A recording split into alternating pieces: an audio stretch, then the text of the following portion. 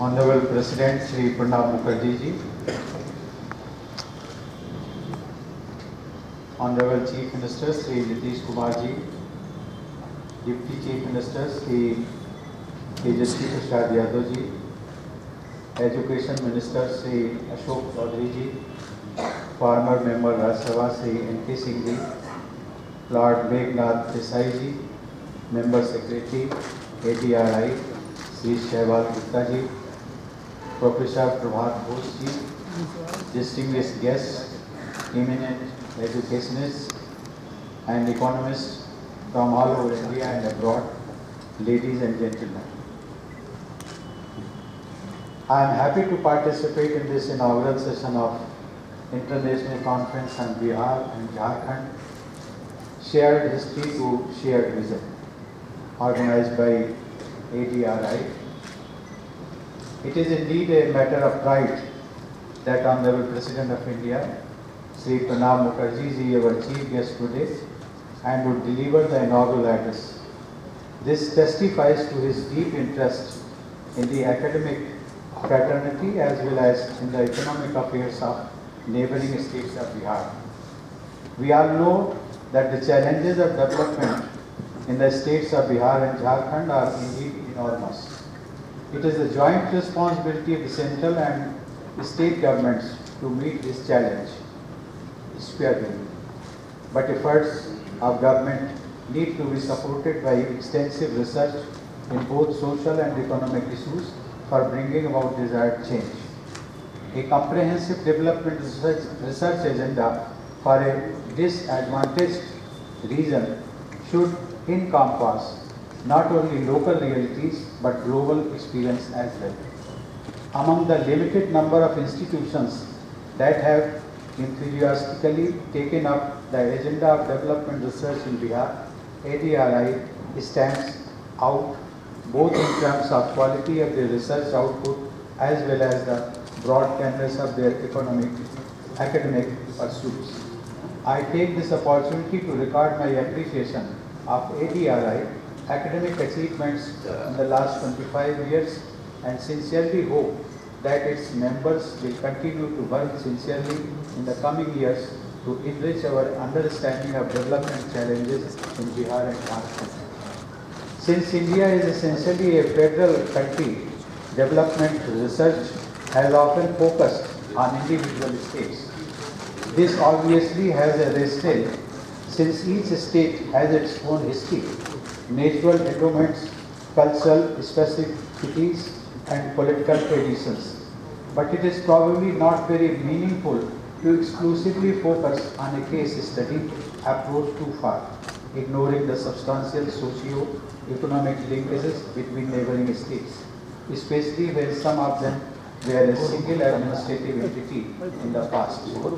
Commonalities in socio-economic, political and administrative ethos enable identification of factors that are critical for our understanding.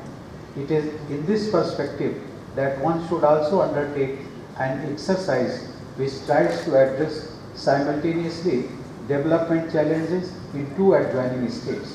For Bihar and Jharkhand, such an exercise is even more imperative since they were together for a very long period and have separated only recently. I also learned that the 5-day-long conference has a separate technical session on the relations between Bihar and Nepal, which are connected not just through common river systems but on other dimensions as well. Many of you present in this gathering would know that the first international conference organized by ADRI was on growth and development, theories and experiences. The second one was on social statics in India, and I had the privilege of being present in its inaugural session thereafter. There are a number of renowned scholars, some Indian and others international, who have participated in these three conferences. ADRI conferences provide a rare opportunity for the intelligentsia of Patna to listen to these scholars or interact with them. Lastly, I sincerely hope both ADRI and other institutions in Bihar and Jharkhand will promote such academic interactions, helping our own scholars to build intellectual relations with their counterparts either in India or abroad. Thank you all. Jai Hind.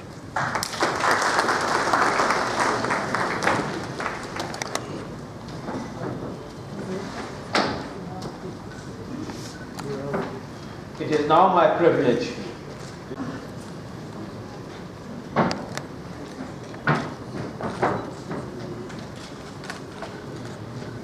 Honorable Governor of Bihar, Sri Ramnath Kovind, Distinguished Chief Minister of the state, Sri Nitish Kumar Ji, Sri Tejasvi Prasad Yadav, Deputy Chief Minister of Bihar, Ashok Chaudhary, Minister of Education, Government of Bihar, Sri N.K. Singh, former member of Rajya Sabha, Lord Meghnad Desai, Chairman Academic Advisory Committee, Asian Development Research Institute, Silver Jubilee celebrations 2016-17.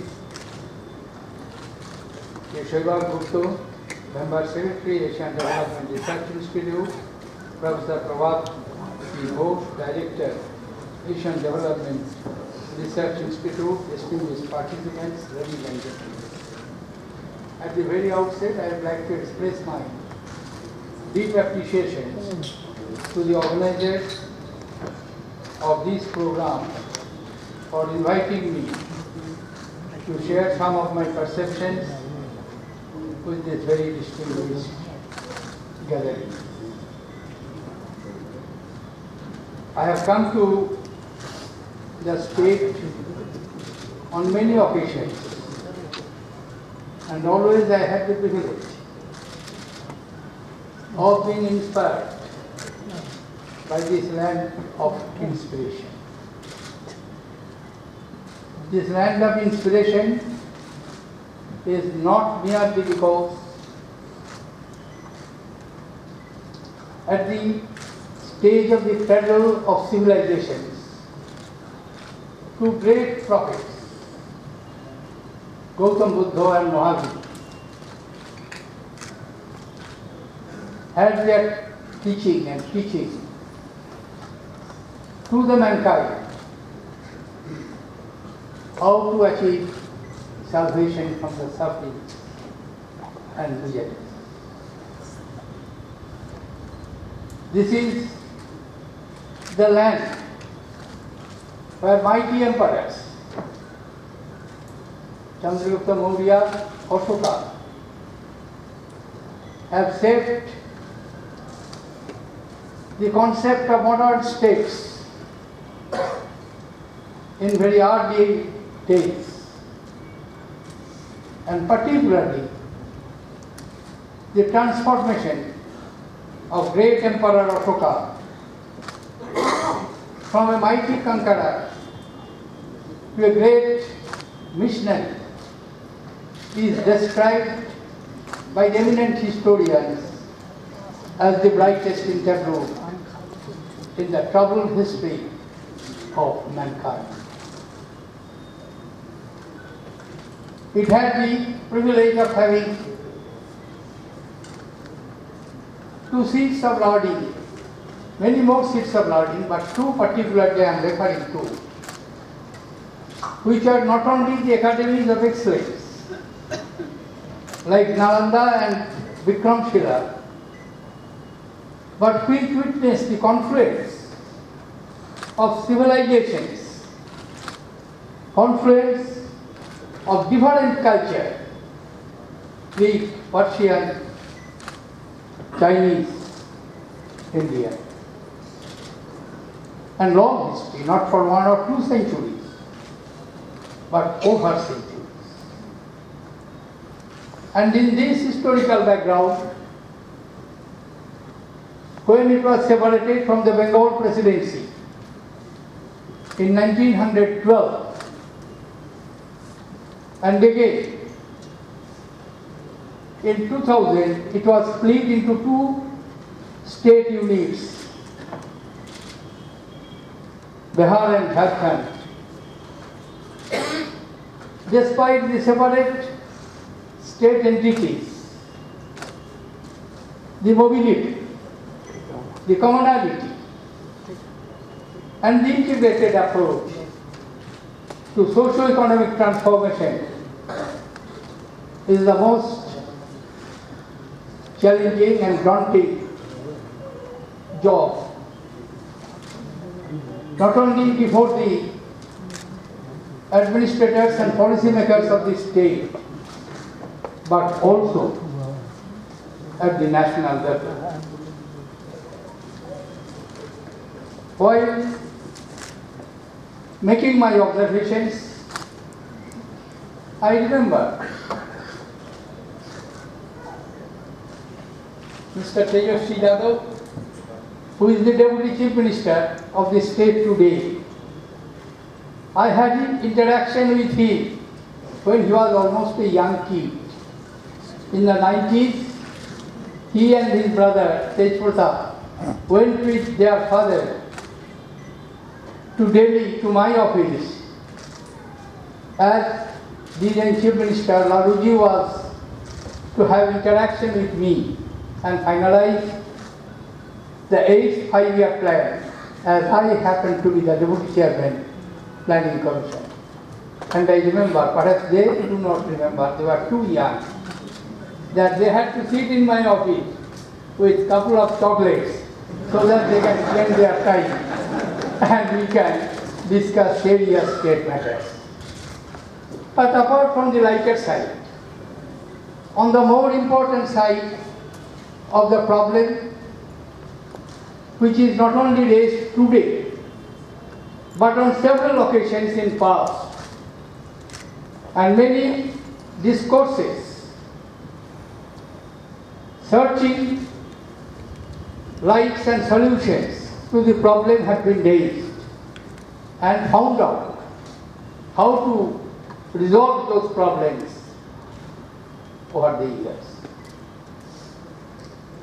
Who is the current Chief Minister of the state and who has brought tremendous changes in the state during his administration.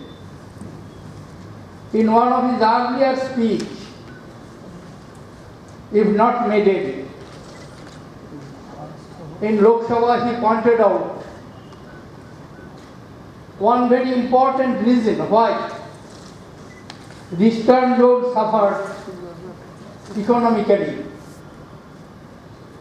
not only because of the colonial exploitation over 190 years, but the policy adopted in independent India through the freight equalization and denying the natural advantage which the Eastern Zone had because of freight equalization policy in steel.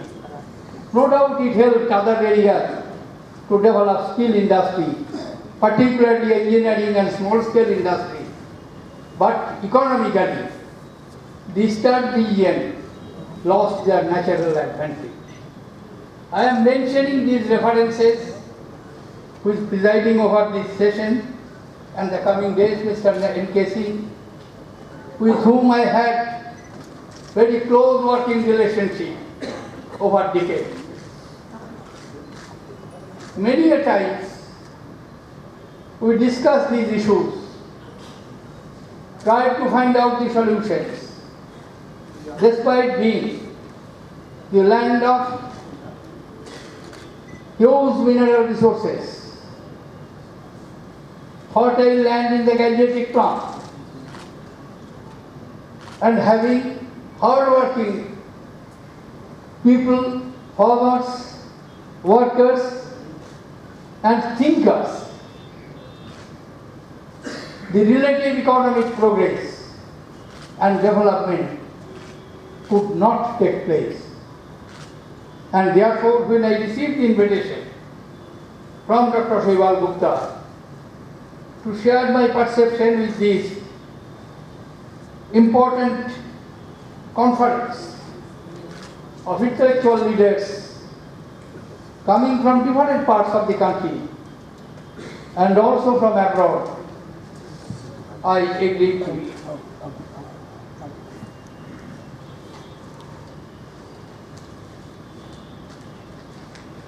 As part of the history, one of the major reasons where the people belonging to the eastern region lost the initiative of becoming entrepreneur and failed to take the advantage of industrial revolution in Europe.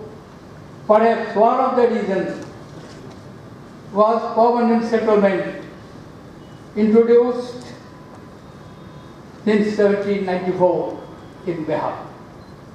The creation of the landlords and having developed the vested interest considerably affected the ingenuity, capacity to accept the challenge as entrepreneurs and build up the industries, while in other parts where the easy earning and income was not available, entrepreneurship developed.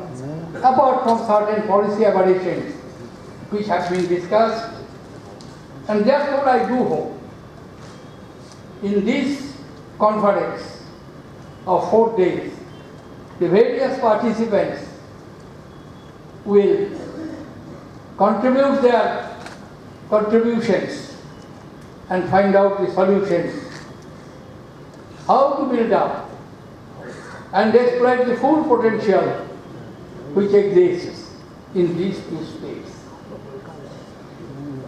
The enormous gap between the potential and reality of the development in Bihar and Jharkhand, the former having plenty of fertile land and the latter endowed with abundant mineral resources, has attracted the attention of many scholars. Together they have delved into nearly all dimensions of the economy and society in Bihar and Jharkhand. The colonial legacy, development trade in the post-independence era, social dynamics, the long and wide phenomenon of migration, the caste-based political mobilization, the issue of ecology and environment, the question of subnational identity or the demand of the social justice, all of which have contributed to make Bihar and Jharkhand what they are today.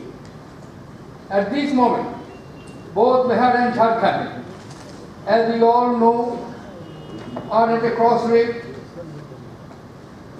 and one wonders which path they would take in the near future to meet the aspirations of their own people.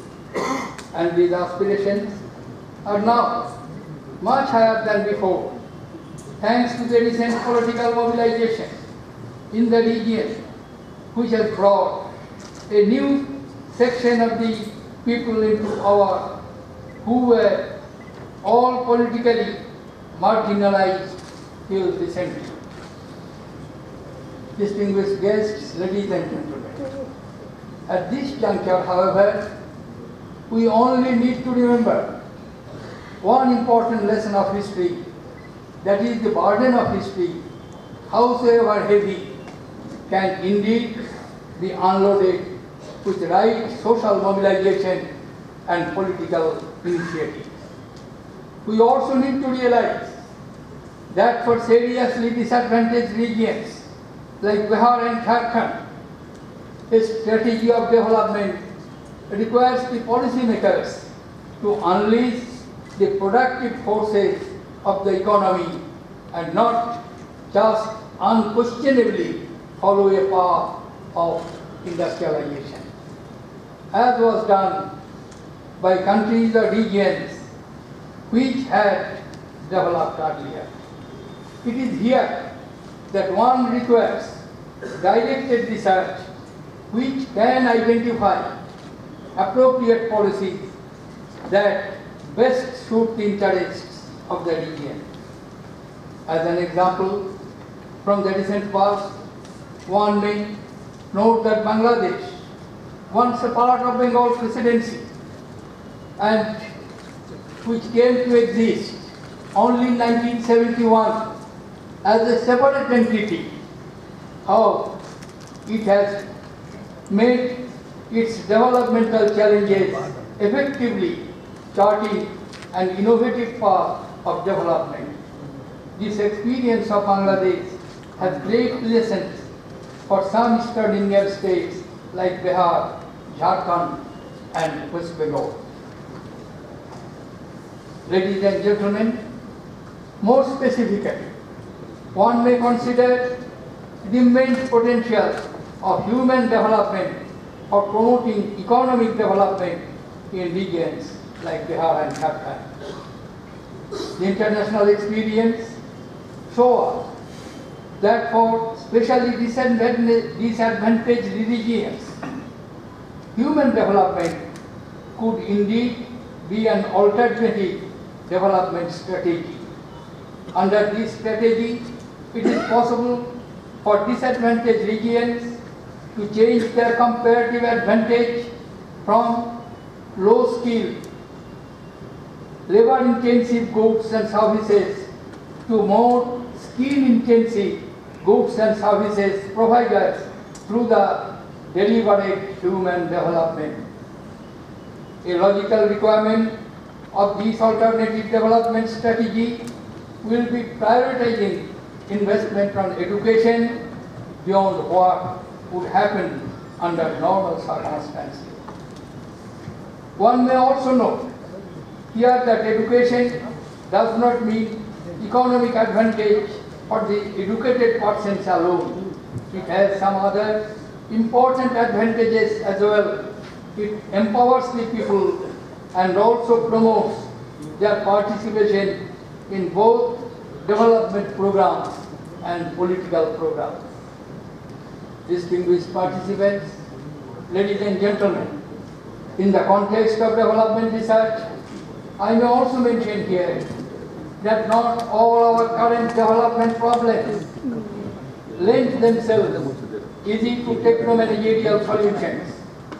In most of the developing nations which attained their independence in the middle of the previous century, particularly at the end of the Second World War and up to the 80s or 90s of the last century, the process of decolonization and end of apartheid policies continued.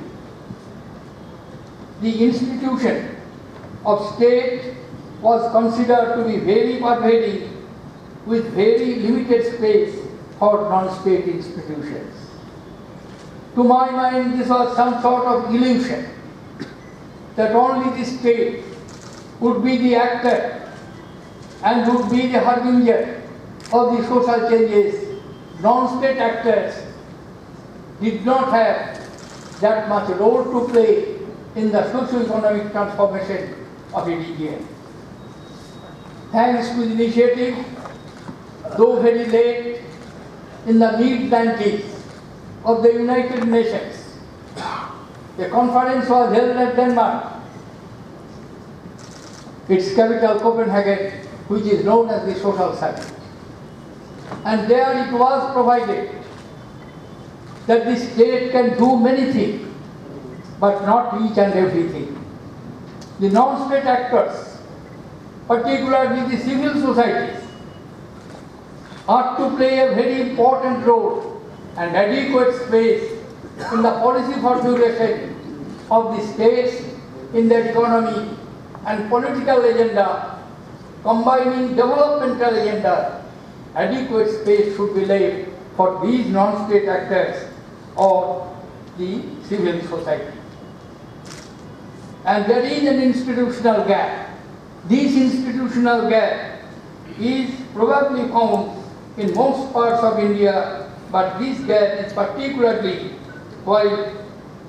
is very wide in the disadvantaged states like Bihar and Jharkhand. In this background, it is indeed an important agenda for the social science research, not just investigate how this institutional gap has emerged over the years, but simultaneously suggest what social interventions that would require to improve this gap. Ladies and gentlemen, distinguished participants, in the recent past, both these states have started doing well. Particularly Bihar has shown the way in implementation of many social developmental schemes. The growth performance of Bihar economy has been steady over the past 1 decade, registering an annual growth rate of 10.5%. This is a remarkable achievement. While Bihar still remains the largely agricultural state, Jharkhand is slowly transforming itself into an economy with larger shares of the service sector. Governments in both these states have taken a large number of steps to speed up the transformation of the social and economic conditions of the states. I wish the people of this region all the best in their march forward. I am indeed very happy to learn that RDD, Asian Development Research Institution, is one of those institutions which have been active in social science research during the last 25 years. One of the reasons why the institution has been thriving is the orientation of its research agenda, which is direct relevance to development efforts made by any group of institutions. It has also been a goal of ADRI to disseminate its research results in a more innovative, demystifying and user-worthy form, reducing the gap between the undertakers of research and users of research output. Today, I am told ADRI is providing research support to not just state or central government, but a number of international agencies as well, like the World Bank, UNICEF, DFID, and some others. Let me take this opportunity to congratulate the members of ADRI for their academic achievements.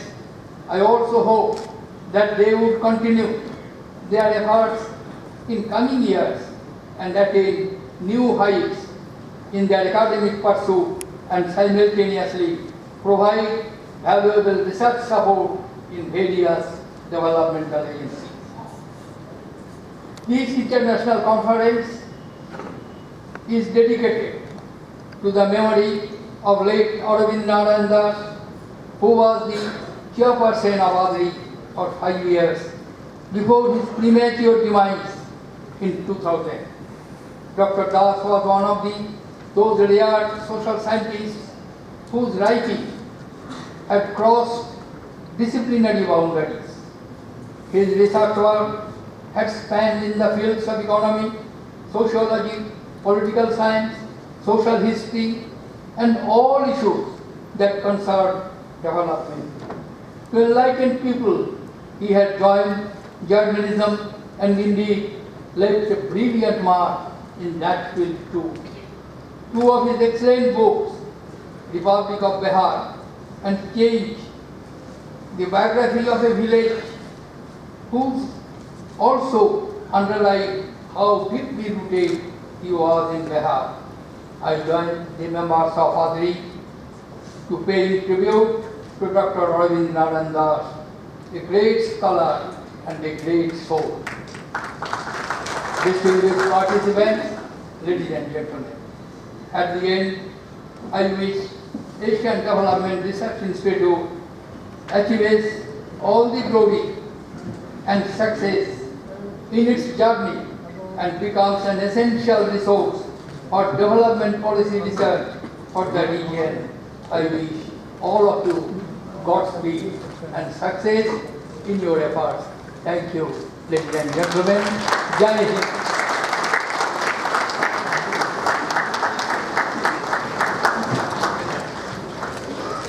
You remember?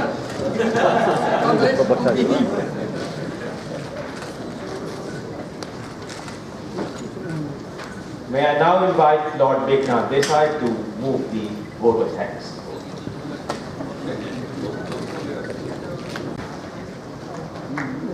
और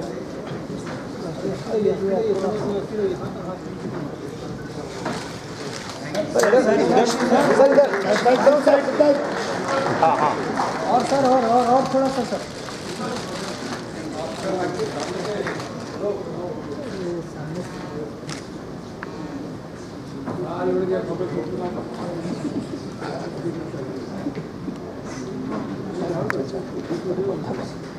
May I request everyone to please stand up for the national anthem?